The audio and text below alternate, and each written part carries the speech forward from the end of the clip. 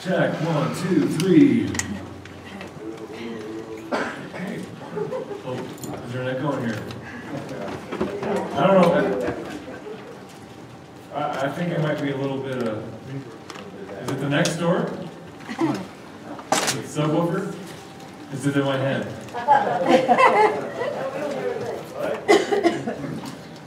Pay no attention.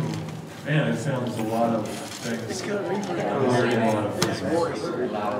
Hi, everyone. It's got reverb in it. I'm in a room. It's not all always alone. affects the something else that sometimes does over next door. Is anyone know the new building? Where's check? There we go. Did you get up? No?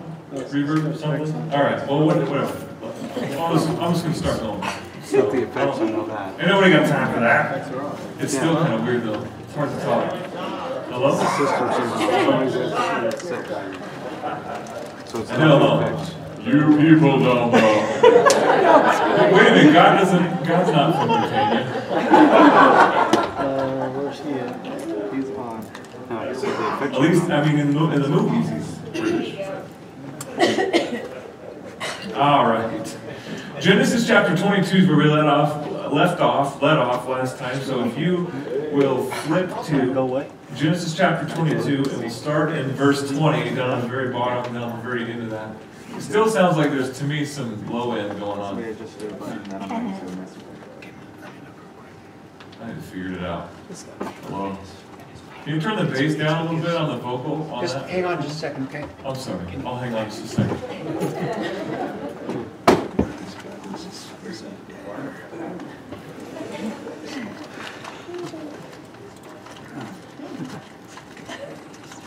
See, that's what I'm saying. Normally I can fix something like that. Okay, go right ahead. Take 5. Okay, everybody said we're good. All right, so Genesis chapter 22, we're going to start in verse 20. And in verse 20 it says there, if you have a Bible, if you don't have one and you need one, you can raise your hand. And we will have lovely assistant bring you one. Everybody's got one. So, Genesis chapter 22, verse 20, it says, "Now it came to pass after these things." And so we're going to stop for 1 second and remember, and Michael kind of, during announcements, kind of mentioned the things that were happening when it came to pass. But last week we saw, really, it was a really amazing chapter. It was really interesting to be able to look into and see just the work of God revealing His love for His Son. And I still am having a problem. There we go. Cut the bass out or something? I'm sorry. It's just so... Hello? I can grace. I don't know what it is. Sorry. He said, don't do that. That's what I'll do.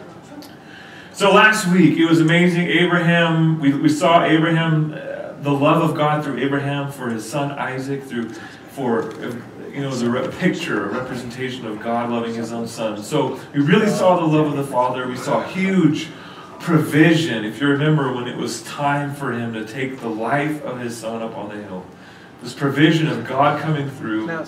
Abraham just was at the end of himself, and he found out that God was enough.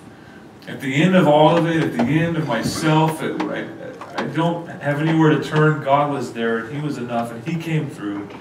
And he found that God would provide Himself a sacrifice, if you guys remember that. So we saw that it was a real prophetic chapter, a real prophetic part to look at, and the next couple of chapters are going to be as well, especially chapter 24.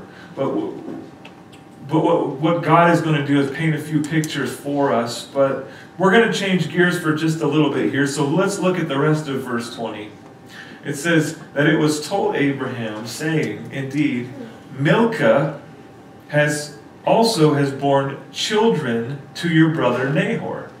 So somehow they got a messenger boy came running over somebody and said, hey, I want to let you guys know that your brother Nahor and his wife Milcah have children too. And so the only thing is, they have a hard time with names. So verse 21, he says, Huz is his firstborn, Buzz is his brother. I don't know if they're twins or not, right? But that seems like it would get real confusing, right? Huz! Which one are you? Get out of here! Anyways, we got Huz, Buzz. We got Kemuel, the father of Aram. And we have Chesed. No, it's not really right. Cheese sounds like Cheesehead, but it's something else. We got Hazo, Pildash, Jidlaph, and Bethuel. Man, I'm just blessed that our names are a little more simple nowadays, right? You start reading through some of these and you go, man, I'm thankful for Mike and Bill, you know? And Bethuel begot Rebecca. And really, that's what we're looking for. We're looking for this line to Rebecca. We're going to deal with her and see her a little bit here in the next chapter. But these 8, Milcah bore to Nahor, Abraham's brother. His concubine, whose name was Reumah, also bore Tebah, Gaham, Thahash, and Makkah. So that's the end there of that little genealogy. And then Genesis chapter 23, verse 1. And Sarah lived 127 years, and these were the years of the life of Sarah. So Sarah died in Jirhath Agarah, that is Hebron, in the land of Canaan. And Abraham came to mourn for Sarah and to weep for her there. So just to note, Sarah is the only woman in the Bible who is told the age of when she passes, when she dies, which I don't know if that's flattering or not. You know, you're taught in society you're not supposed to ask a woman her age. And you think right before she died would be the last time she'd ever want anyone to know her age. But here it was, and she was 127 years. Boom. There it is. Not hiding anything. But it's fun. It's interesting to me because Eve isn't mentioned, how old she is when she dies. Mary's not mentioned. Mary, the mother of Jesus. Just Sarah. And she was, if you look back at her life, she was a remarkable woman. I think she put up with Abraham and being called his sister in the midst of those trials. And she stayed with him. She didn't say, all right, brother, later, dude, I'm going to go find a real man, you know. She didn't pull one of those. She's pretty remarkable. But one of the things we see from this text is Abraham wasn't there. He comes and shows up. It appears that he's not there when she passes. Because it says that Abraham came to mourn for Sarah. So he came and mourned there. Most of the scholars, I went through a bunch of them, none of them really guessed where he was or what he was doing. All we know is that he was gone and he came to mourn, but we do know that Mike Gibson shared with us last week during the study that in some of those traditions there, the Jewish traditions, that Sarah actually, Abraham was gone at this trial to sacrifice Isaac, and that Sarah was, I think according to what he was saying, Jewish tradition, Sarah was overwhelmed because of that and died while he was there. So I mean, there's some tradition for you there, but interesting.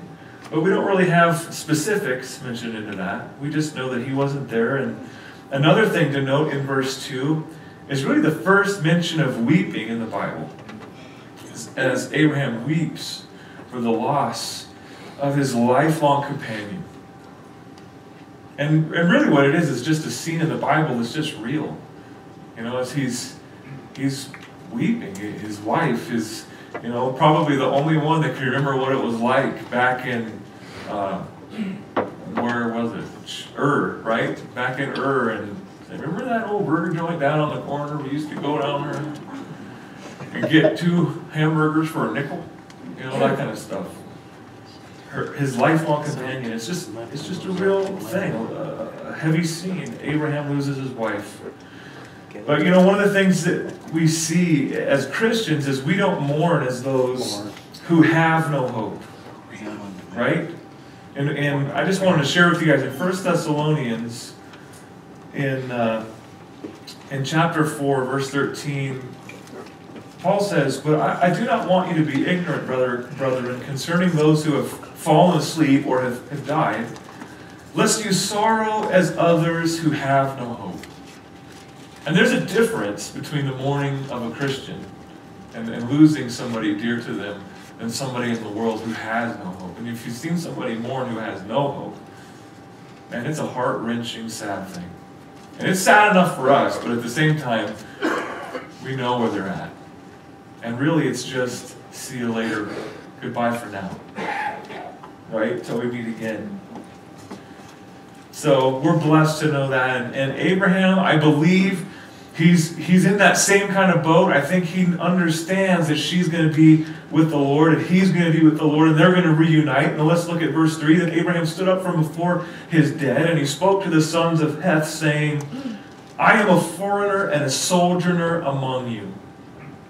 Give me property for a burial place among you, that I may bury my dead out of my sight." But personally, I love the fact that right after this scene, right in the midst of this scene, when he's dealing with the death of his wife, he goes to the people of the world around him and he says, "All I know is I'm not home yet.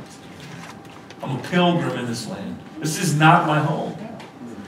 And to me, I'm going, yes, yes. And I know he's saying, he's talking about a burial place, but at the same time here, we know Abraham, we know that he was looking for a home that wasn't made with hands. He was looking for and that's our hope, man. That's our hope, that we're not of this world, we're just passing through. And that should be our song. That should be what happens when death happens, what our attitude is. Memorial should just remind us of a few things. Life is short. I'm not taking anything with me except people, and I want to honor Jesus with this small amount of time that I have left. Amen. So then he's dealing with this, and he decides though that he needs to find a place to bury his dead. He needs to find a place to bury his wife, and so he goes on into this kind of bartering. But I wanted to just talk about this for just a second, because really death in our society it's different than death back then. If somebody died in your family back then, you didn't not touch the body, you didn't call somebody to come, and they get the body, they put them in a box, and you don't look at them, and they haul them in a car, and most people don't see it. I mean, I feel like death is kind of detached in our society today. It's kind of hidden. One of the commentaries that I was going through was talking about how he went to a mission trip in India, and they were just kind of walking down the road of this town, and all of a sudden here comes like these 5 guys just trucking down the road, and it's obviously what they're carrying. They have a body wrapped up in a blanket, and they're just cruising down the road with it because they were going to take it down, and I think in their culture they're going to throw it in the river downstream. But it's different nowadays, and it's kind of one of those things where we detach, we don't want to deal with it. I think it's kind of a healthy reminder, a healthy thing to see death and remember that this is a tent. This is a temporary dwelling. Not just the shirt, but the body too. I can grab my shirt, but it's temporary. The permanent fixture is where we're going, where we're headed. Amen.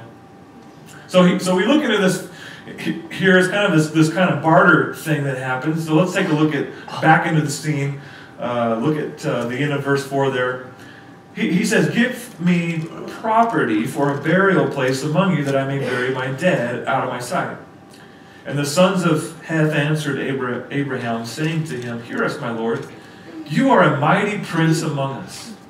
Bury your dead in the choicest of our burial places.